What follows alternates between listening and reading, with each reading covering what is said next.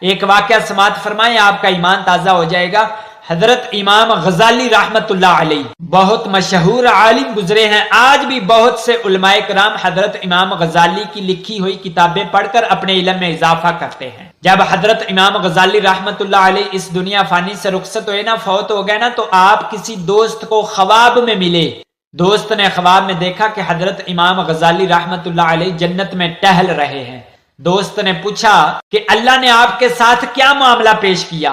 امام غزالی رحمت اللہ علیہ فرماتے ہیں اللہ بڑا رحم فرمانے والا ہے، بڑا کرم فرمانے والا ہے، اللہ نے مجھے بخش دیا ہے۔ دوست نے پوچھا آپ تو کتابیں لکھتے تھے، ضرور آپ کی اسی وجہ سے اللہ نے آپ کی بخشش فرما دی ہوگی۔ امام غزالی رحمت اللہ علیہ فرمانے لگے کہ میری بخشش ایک ادنا سے عمل کی وجہ سے ہوئی ہے۔ دوست نے پوچھا وہ ادنا سا عمل کون سا ہے؟ فرمایا میں کتاب لکھ رہا تھا، میری قلم کی نوک پر مکھی آ کر بیٹھ جاتی ہے اور سیاہی کو چوسنا شروع کر دیتی ہے۔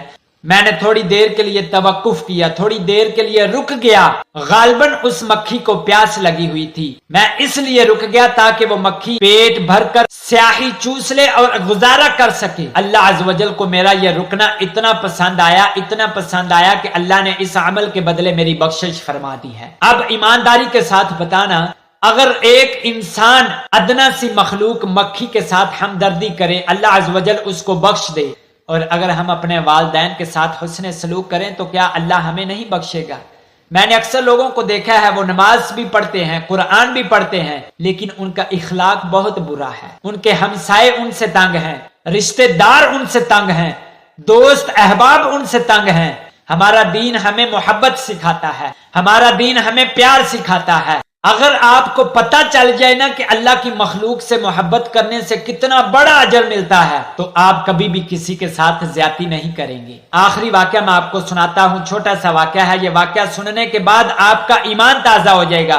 ایک آدمی کو بڑی پیاس لگی ہوئی تھی، پانی کو تلاش کرتے کرتے وہ ایک کنویں کے قریب پہنچ جاتا ہے۔ جب کنویں کے اندر دیکھا نا تو بالٹی نہیں ہے، بڑی مشکل سے نیچے اترا، پانی نکالا، پانی پیا اور اپنی پیاس بجھائی۔ نظر دوڑائی نا ایسے تو دیکھا تو ایک کتا نظر آیا، کتا بھی پیاس کی وجہ سے ہانپ رہا تھا اور محبت بھری نظروں کے ساتھ اس آدمی کی طرف دیکھ رہا تھا۔ اس آدمی کو سمجھ آ گئی کہ اس کتے کو بڑی پیاس لگی ہوئی ہے، دل میں سوچتا ہے جیسے مجھے پیاس لگی ہوئی تھی، یقیناً اسی طریقہ سے اس کتے کو بھی پیاس لگی ہوگی۔ پھر اس کنویں میں اترا، بڑی مشکل کے ساتھ پانی نکالا اور اس کتے کو پلایا۔ اللہ عز و جل کو یہ عمل اتنا پسند آیا کہ اللہ پاک نے اس آدمی کو بخش دیا۔ صحابہ کرام حیران ہوئے کہ یا رسول اللہ، کیا ایک جانور کے ساتھ ہمدردی کرنے پر بھی اللہ اجر دیتا ہے؟ رسول اللہ نے فرمایا ہاں، ہر جاندار چیز پر شفقت کرنے سے اللہ اجر عطا فرماتا ہے۔